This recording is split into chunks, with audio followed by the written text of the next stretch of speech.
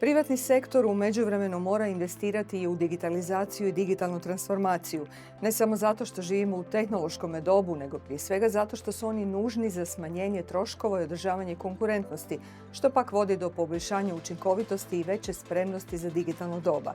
Iduće godine stiže fiskalizacija 2.0 koja će praktički zahvatiti sve poduzetnike i za koju se ove godine treba dobro pripremiti. Za razliku od fiskalizacije 1.0, na temelju koje se fiskaliziraju računi između poduzetnika i krajnjih potrošača, cilj je fiskalizacije 2.0 fiskalizirati i transakcije, odnosno račune između poduzetnika kao i između poduzetnika i države. Kada govorimo o digitalizaciji, 2025. godina je godina velikih promjena, odnosno priprema za zakonske izmjene koje nas očekuju od 1.1.2026. godine. Dakle, govorimo o fiskalizaciji 2.0, o obvezi izdavanja i zaprimanja e-računa za sve nas poduzetnike koji smo u sustavu PDV-a, kao i obveza pravilne zakonske pohrane. Što to konkretno znači? Znači da papirnate arhive mijenjamo s digitalnim arhivama. Nositelji su inicijative Ministarstvo financija i Porezna uprava, a obveznici su svi poduzetnici i obrtnici obveznici PDV-a. Što fiskalizacija 2.0 zapravo donosi? Donosi da se papirnata arhiva prenose u digitalnu arhivu ili kako još nazivamo e-arhiva. E-arhivu možemo opisati u 3 riječi. To su dostupnost, usklađenost i sigurnost. A sam e-račun, kako bi bio pravovaljan i usklađen sa svim zakonskim propisima koje to zapravo propisuje, on mora biti pohranjen u e-arhivu.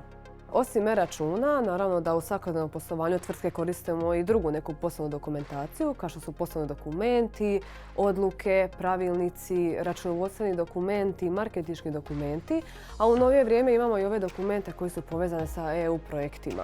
Naravno, sve te dokumente potrebno je prema zakonu u računovodstvu i ovjeriti. Kako bi se tvrtka dobro pripremila, a potom i uspješno provela digitalnu transformaciju, sve analogne, odnosno papirne procese potrebno pretvoriti u digitalne. Mi smo napravili licenčni model za LAFMS, odnosno da se svaku industriju, svaku vrstu korisnika postoji i određena licenca. Rasporedili smo ih prema realnom sektoru, proračunskim korisnicima, neprofitnim korisnicima i računovodstvenim uredima kojima je u cilju digitalizirati mikrokorisnike. Što se konkretno u poslovanju digitalizira? Pa zapravo sve što sada od dokumentacije postoji u analognom obliku. LAFMS sustav za upravljanje poslovnim procesima je inovativni sustav koji obuhvaća sve aspekte poslovanja. Od knjiga kao produkta poslovanja, tu su dakle knjiga primljene pošte, knjiga dostavne pošte, knjiga internih procesa i knjiga urudžbenog zapisnika. Posebno bismo naglasili knjige ugovora koje, osim što služe za evidenciju poslovnih ugovora, pružaju sveobuhvatno rješenje za upravljanje ugovorima, osiguravajući učinkovitost i usklađenost s ugovorenim uvjetima. Zatim evidencija, odnosno klasifikacija svih predmeta i pismena, datoteka općenito, pa sve do automatskog učitavanja zaprimljenih e-računa. Jedna od glavnih značajki LAFMS sustava je svakako integracija sa ERP i CRM sustavom i ostalim sustavima u vašoj tvrtki, čime se omogućuje besprijekorna digitalizacija i digitalna transformacija poslovanja. Svi se procesi automatski digitaliziraju i automatiziraju, pa čim više nema dodira ljudske ruke, smanjuju se pogreške i gubitak dokumentacije, istodobno rastu kontrola i učinkovitost. LAFMS sustav također podržava procese ovjera na svim uređajima, kao i digitalne potpise i OCR tehnologiju, a usklađenost sa blockchain tehnologijom osigurava trajnu i nepromjenjivu pohranu dokumenata. Sustav je naravno prilagođen i obveznicima uredbe o uredskom poslovanju, integriran je sa ZUP-IT sustavom i Arhinetom. LAFSM je web aplikacija, dakle dostupna je s bilo kojeg uređaja, uključujući mobitel, u bilo koje vrijeme gdje god se nalazili. Sustav je umrežen personaliziranim pravima korisnika, a svaki korisnik može raditi samo u onome dijelu sustava za kojeg su mu prava dodijeljena, što je usklađeno sa GDPR propisima. U sustav koji pogreške svodi na minimum, uz pohranu neograničenog broja dokumenata i korisnika, tvrtka može dosegnuti novu razinu učinkovitosti i sigurnosti. Prema zakonu o računovodstvu, sva poslovna dokumentacija, knjigovodstvene isprave, ovlaštena osoba poduzetnika dužna je odobriti. U ovom slučaju digitalno odobriti. Znači, rekli bismo proći takozvani proces likvidature, odobravanja, kontrole, potpisivanja.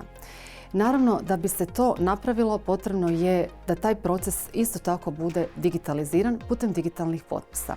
Kako je sustav usklađen s uredbom o uredskom poslovanju, ovo rješenje poduzetnicima omogućuje digitalno upravljanje procesima i dokumentima, posredno i smanjenje rizika od kazni.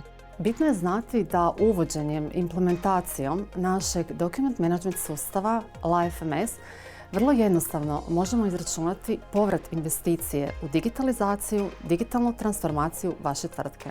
Dakle, uz jasno iskazan trošak investicije, poduzetnik će uz bolju kontrolu i učinkovitost imati veću točnost, manje administracije i ne manje važno, bolju isporučivost računa kupcu. Računi će uvijek stizati na isti način i više neće biti moguće da ga kupac previdi i ne plati.